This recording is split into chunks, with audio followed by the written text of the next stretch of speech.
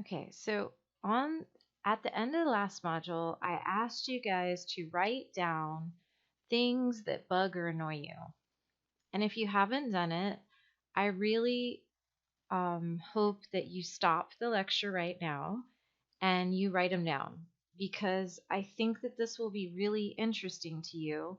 And once I give you this lecture, I don't think you're ever going to look at things that annoy you in the same way. So I'd like you to write down the things that annoy you first and then listen to this lecture. So I'm going to go ahead and get started now, though. But if you haven't, then stop and write them down. Okay. So this is another lecture that I find to be extremely powerful, and I use it again and again in my life. Is since I learned this information, I've realized that whenever I feel annoyed, I have to ask myself, but what is this annoyance saying about me? So this is coming. So this part of the lecture is I'm talking about the 4 reasons why we get upset, and this is kind of set forth by Jung, Carl Jung, which is one of Freud's most famous students. So we don't learn too much about Jung. We'll learn a little bit about him in the dream theory. We're also going to learn about Erik Erikson, which he was a student of Freud's. And then one of my favorite psychologists that we don't really talk about much in this class is Alfred Adler. So if you go on to be a psychology major, what's going to happen is you're going to get a class in each one of these chapters.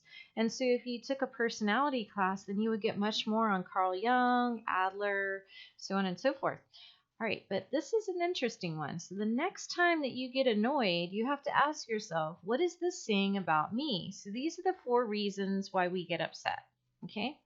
The first reason is our next, and they don't necessarily be in order. I'm not saying this is number 1 reason and this is the second most common reason, this is the third, this is the fourth. I'm not saying that. I'm saying that these are 4 reasons and they all have equal weights as to why whatever behavior you're looking at and you're getting really annoyed at, you'll have to say, oh, but what does this say about me? So the first one is projection. Okay, so projection is our next defense mechanism. And here's a quote that goes with projection. We cannot love or hate something in another person that we do not already have within ourselves. So, whenever we feel a lot of love for someone, it's probably because it's a reflection of ourselves. And whenever we see a lot of negativity, then it's probably a reflection of ourselves. So, projection is when we see our own unacceptable or uncomfortable behaviors in others. So here's the thing. Have you ever been listening to a friend going on and on about what she doesn't like about someone else, and then back in the back of your head you're going, yeah, but that's you. You do that too. You do that too. Oh.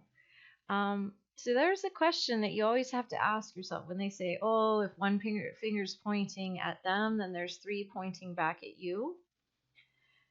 So I love to teach this concept called rejection is protection. So whenever we reject people, we're protecting ourselves in some way.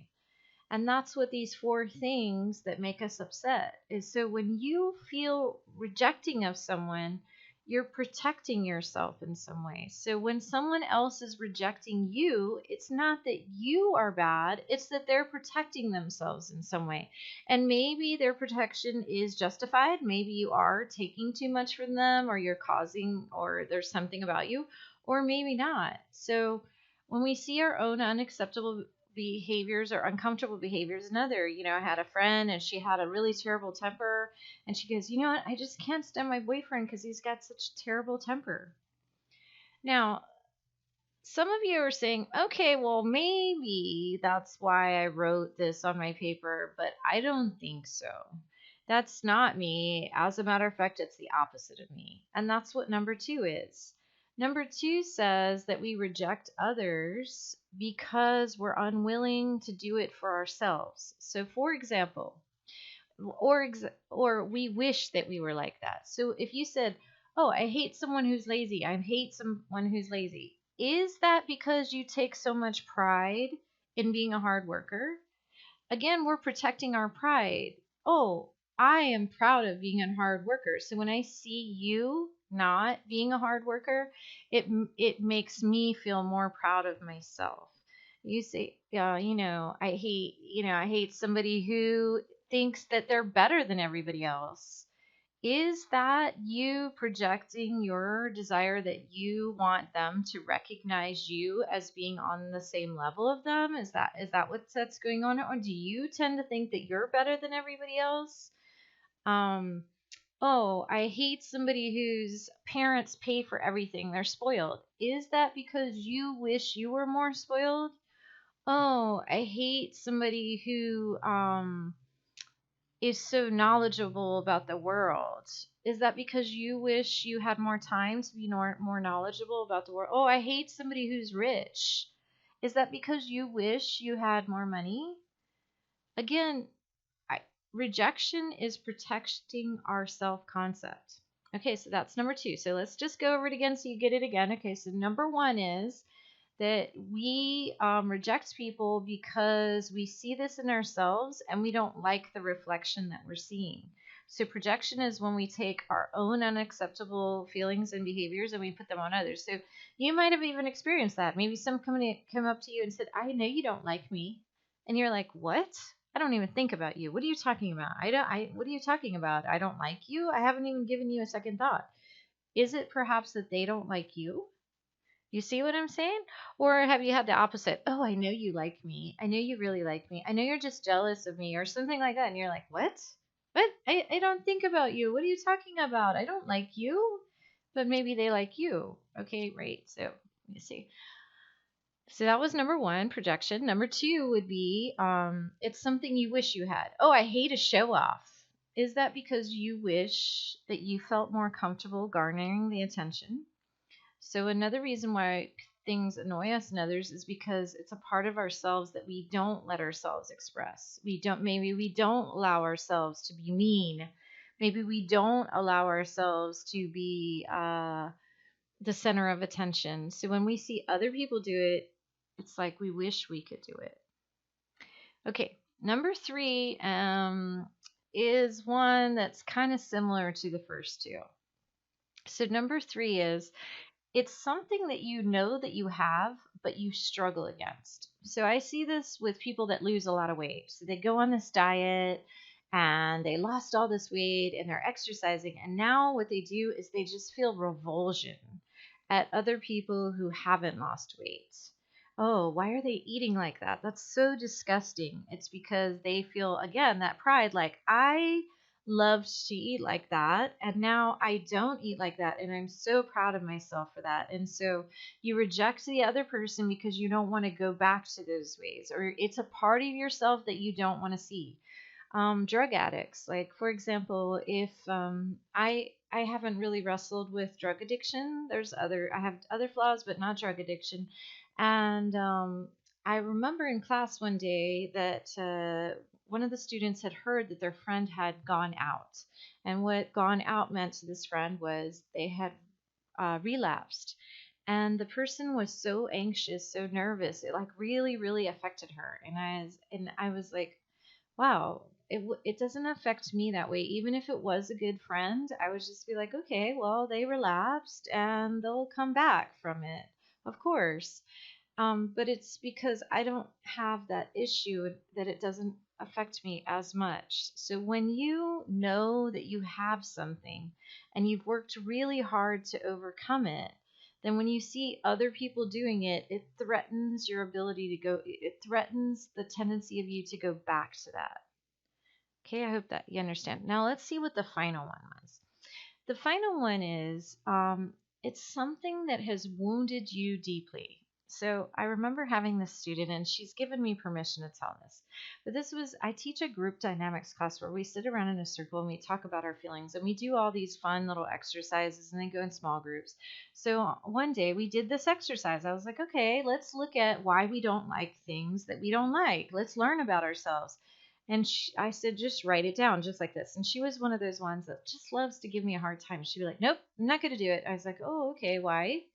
And she says, because I know you're going to twist it or something. I was like, oh, so it's uncomfortable for you to look at this. And she says, no, you know what? It's not uncomfortable for me. I said, well, then why wouldn't you do it if you're not uncomfortable? And she's like, fine.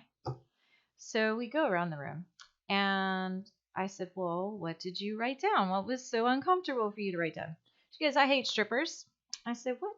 You hate strippers? Who hates a stripper? Why would you hate a stripper?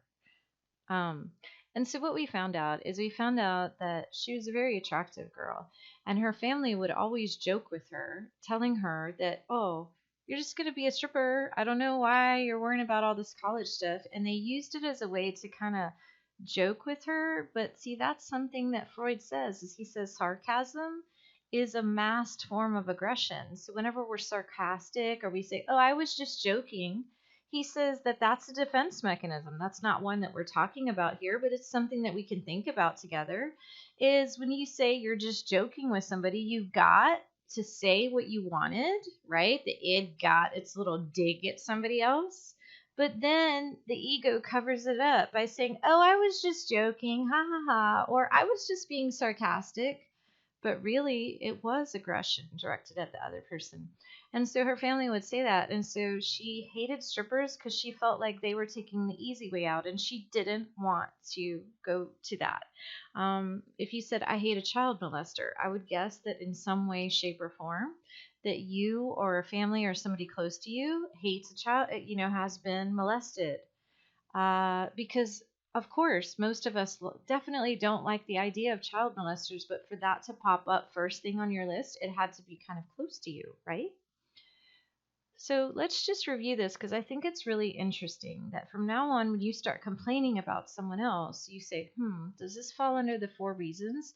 Is it something that I have within myself? Is it something that I wish that I had within myself? Is it something that I know I have, but I recognize that I have it, but I'm trying to stay away from it. Okay, those are the first 3. Or 4, has somebody in my past done this to me that has deeply wounded me? So, for example, if you guys say, I really hate someone that cheats, I really hate someone that cheats, you seem to have different views on this. And those of you who say, I hate someone who cheats or lies, I'm wondering if you were hurt by that, or if you had cheated and lied and got very admonished as a child or something, and so now you have carved it out that it's extremely wrong. Because every behavior that there is, there's different ways of seeing it. There's different. So if somebody says to you, oh, you're not smart, you could, those of you that don't have any issue and you know you're completely smart, you can kind of laugh them off and just be like, yeah, right. And it wouldn't bother you at all. But those of you who have insecurities about your intelligence and somebody says you're not smart, you would probably focus on it, think on it, because it's bringing up these wounds. Right, so that's a really interesting defense mechanism, and we spent a lot of time on it. And so I'm going to go on to our next defense mechanisms in our next module.